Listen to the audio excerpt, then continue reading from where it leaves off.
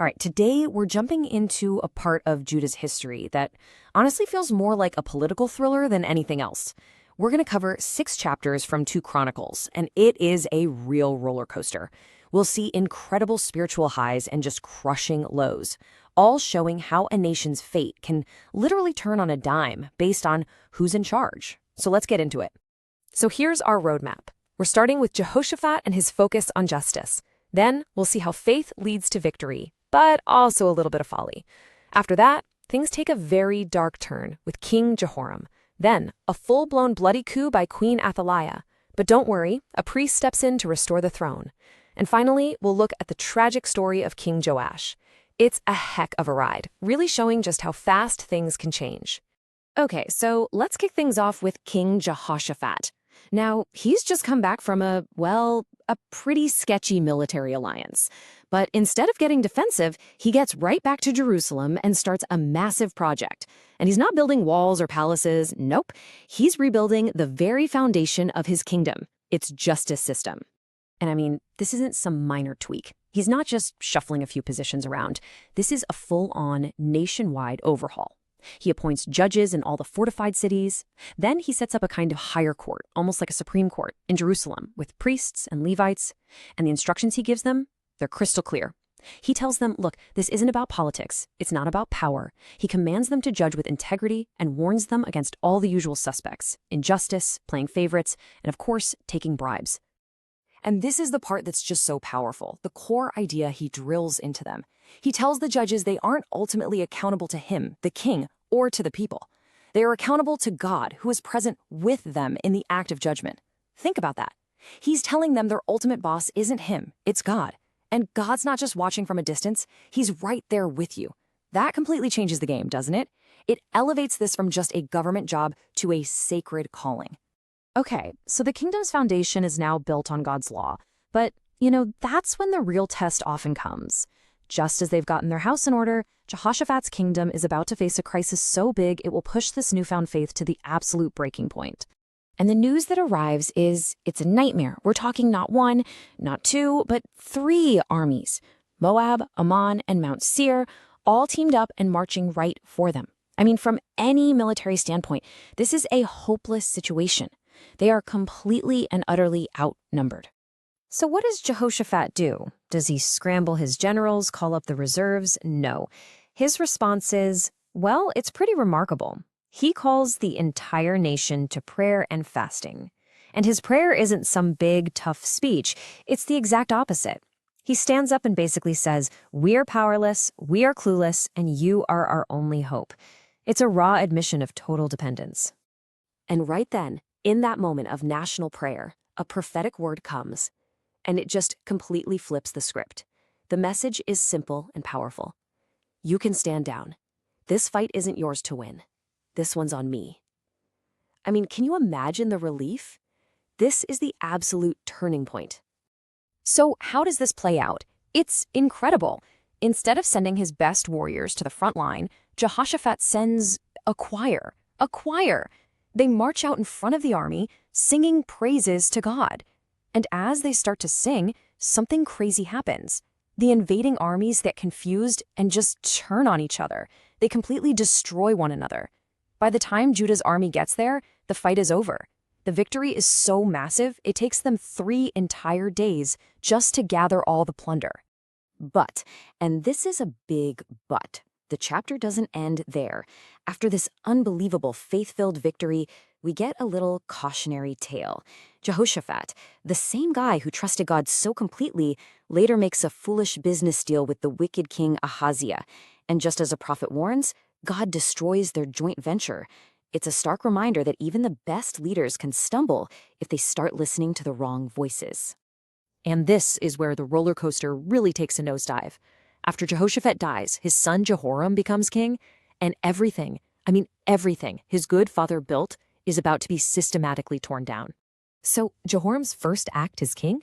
He murders all of his brothers, all of them, just to make sure no one could challenge his throne. You have to ask, where does this kind of evil come from? Well, the Bible points to one single source of corruption, his marriage. He married Athaliah, the daughter of King Ahab and Queen Jezebel. If you know those names, you know they are the poster children for wickedness. And that ungodly influence from his wife's family completely corrupts not just him, but the whole nation. The prophet Elijah actually sends him a letter foretelling his doom. And sure enough, it comes to pass. Jehoram gets this terrible, incurable disease and dies in agony. And the Bible adds this just devastatingly grim detail. He died without being desired. Think about that. No one missed him. No one mourned. His end was as dishonorable as his reign had been. And the downward spiral just keeps going. Jehoram's son, Ahaziah, takes over. He lasts for exactly 1 year, one very evil year before he gets himself killed. And his death creates this power vacuum. What happens next? Well, it's one of the absolute darkest moments in Judah's entire story. Just look at this timeline. It's staggering. You've got Jehoshaphat, a good king, for 25 righteous years. Then his son, Jehoram, an evil king, for 8 years. Then his grandson, Ahaziah, for just 1 year. And now, a usurper queen. The speed of this collapse is just breathtaking. In less than a decade after Jehoshaphat dies, the kingdom is in total chaos. So who steps into this power vacuum? Ahaziah's mother, Athaliah. When she sees her son is dead, she doesn't mourn. She sees an opportunity. She orders the murder of her own grandchildren, every last one of them. It's a bloody, ruthless coup to grab the throne for herself. But one escaped. In the middle of all that bloodshed, the king's sister grabs the infant prince, Joash, and hides him. For 6 long years, while the wicked Queen Athaliah rules, the one true heir to the throne is secretly living in the temple, right under her nose. God's promise to David, that his royal line would never end, is literally hanging by the thread of this one child's life. And here, the roller coaster starts to climb back up. After 6 years of Athaliah's wicked rule, a hero finally steps forward. His name is Jehoiada, the high priest. He's been protecting the boy king, and he decides the time has come to take back the kingdom. And Jehoiada is not just righteous, he's smart. He comes up with this brilliant master plan. First, he secretly gets the military captains on his side. Then, he gathers all the Levites. On the big day, they totally secure the temple. Then, they bring out the little 7-year-old Joash, and bam, they crown him king. Of course, Athaliah hears the commotion, rushes in screaming treason, but it's too late. They grab her, take her outside, and execute her. The coup is a complete success. This brings us to our final chapter, the reign of King Joash. And his story is, well, it's a story of 2 halves. It starts with so much hope, so much promise. But the ending is just a heartbreaking tragedy.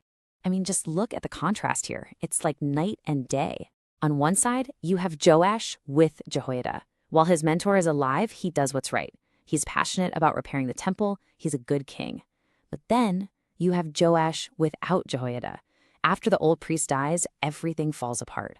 He starts listening to ungodly advisors, abandons the temple, and in the most shocking move of all, he murders the son of the very man who saved his life. The ingratitude is just stunning. And the consequences for this betrayal come fast and hard. A tiny Syrian army comes and completely defeats Judah's massive force. Joash himself is badly wounded. And the final indignity? His own servants conspire against him and murder him in his bed. Just like the wicked kings we saw earlier, he's not even buried in the royal tombs. Such a tragic, dishonorable end for a king who started with so much potential. So when you step back and look at these 6 chaotic chapters, what's the one theme that just screams out at you? It's the power of counsel. The power of who you listen to. Jehoshaphat was blessed when he sought God's advice. Jehoram was corrupted by his wife's family. And Joash is the ultimate case study. With good counsel, he was a good king. With bad counsel, he became a monster. And that really brings it all home for us, doesn't it? This isn't just some ancient history lesson about kings and coups. It's a really powerful story about influence. And it leaves us with a pretty challenging question to think about. Who are the Jehoiadas in our lives? Who are those voices of godly wisdom? And more importantly, what is at stake if we choose to stop listening?